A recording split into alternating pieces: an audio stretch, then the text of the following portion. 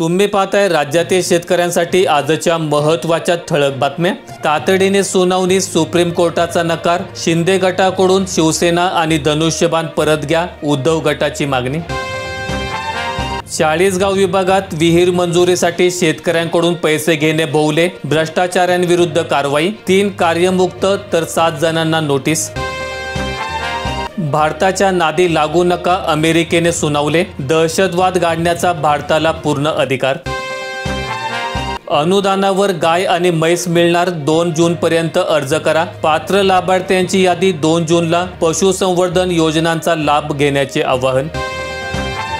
तेलंगणातील मिरची उत्पादक शेतकऱ्यांना केंद्राचा मोठा दिलासा, केंद्रीय मंत्री किशन रेड्डी यांचा पुढाकार। तेलंगणातील मिरची शेतकऱ्यांना मोदी सरकारने मोठा दिलासा दिलाय। केंद्रीय मंत्री किशन रेड्डी यांच्या हस्तक्षेपानंतर बाजार हस्तक्षेप योजना अंतर्गत किंमत तफावत भरपाई देण्याचा निर्णय घेण्यात आलाय। शेतकऱ्यांना उत्पादन खर्चापेक्षा कमी दराने मिरची विकावी लागू नये यासाठी ही योजना राबवली जाणार आहे। धान खरेदी केंद्रांची झाडाझडती, धडकणार पथके, 4 कोटींच्या घोटाळ्यानंतर महाव्यवस्थापकांचे आदेश। युद्धासारखी परिस्थिती, सीमेवर जोरदार गोळीबार, 10 पाकिस्तानी सैनिक ठार, अनेक चौक्या उद्ध्वस्त, 16 भारतीय नागरिकांचा मृत्यू, 57 जण जखमी, गावातील लोक बंकरमध्ये लपले।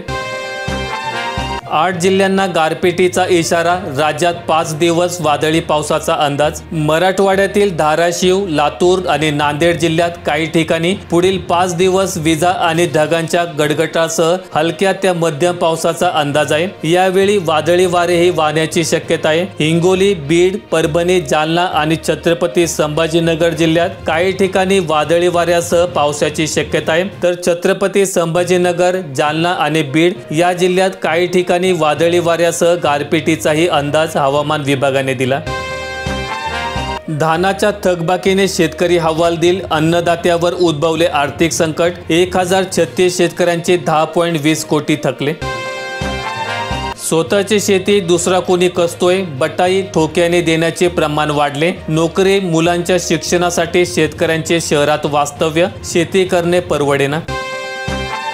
पाकिस्तानवर हवाई हल्ला होताच पुण्यातून लढाऊ विमानांचं उड्डाण, मध्यरात्री नेमकं काय घडलं? मध्यरात्री पुण्यातून हवाई दलाची काही विमाने हवेत झेपावली। हल्ला संपेपर्यंत या विमानांनी पुणे आणि मुंबईच्या आकाशात गिरट्या घातल्याची माहिती समोर येत आहे।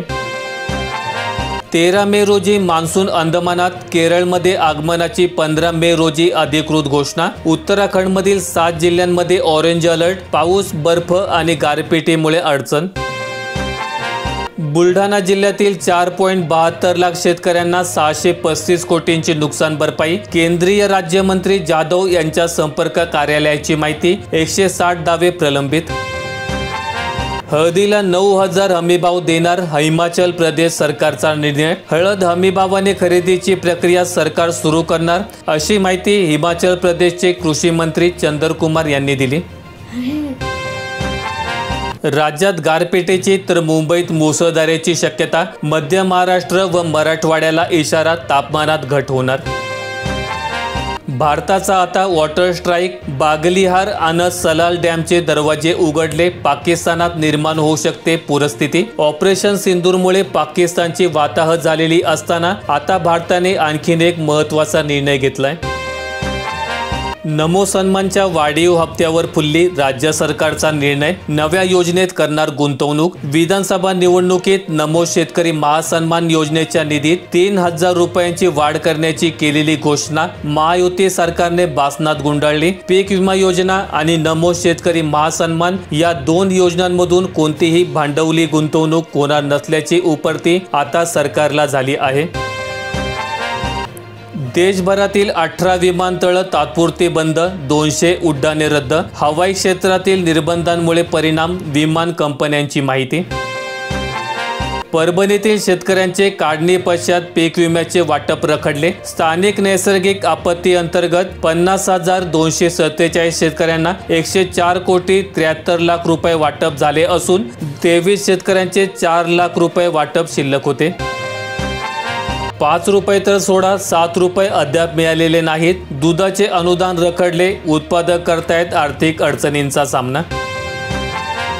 भारत कापूस उत्पादनातील आत्मनिर्भरता गमावणार, उत्पादकता कमी होत असल्याने भीती व्यक्त, शेतकऱ्यांना पीक परवडेना।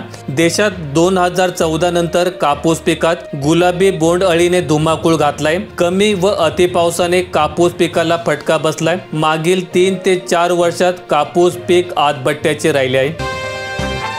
जळगाव जिल्ह्याला वादळी वाऱ्यासह अवकाळीचा तडाखा, 320 गावांमध्ये फटका, शेती पिकांचे मोठे नुकसान। राज्यात अवकाळी पाऊस होत आहे। मागील दिवस जळगाव जिल्ह्यात वादळी वाऱ्यासह जोरदार पाऊस झाला। प्रामुख्याने जळगाव, चाळीसगाव व चोपडा तालुक्यात सर्वाधिक फटका बसलाय।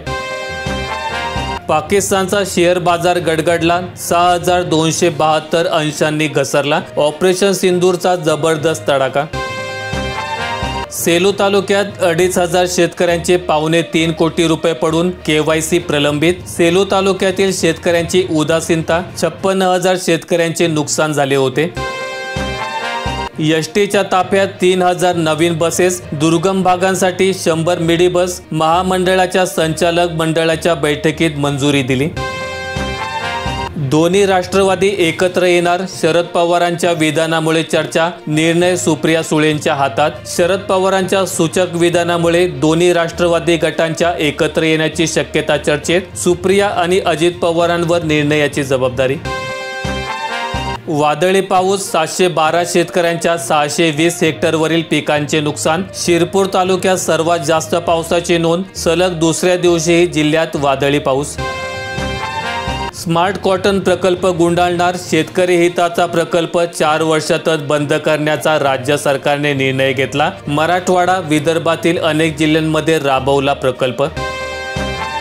नाशिक जिल्ह्यात अवकाळीने 1767 हेक्टरवरील पिकांचे नुकसान। कांद्याचे सर्वाधिक नुकसान, आजपासून पंचनाम्याला सुरुवात होणार।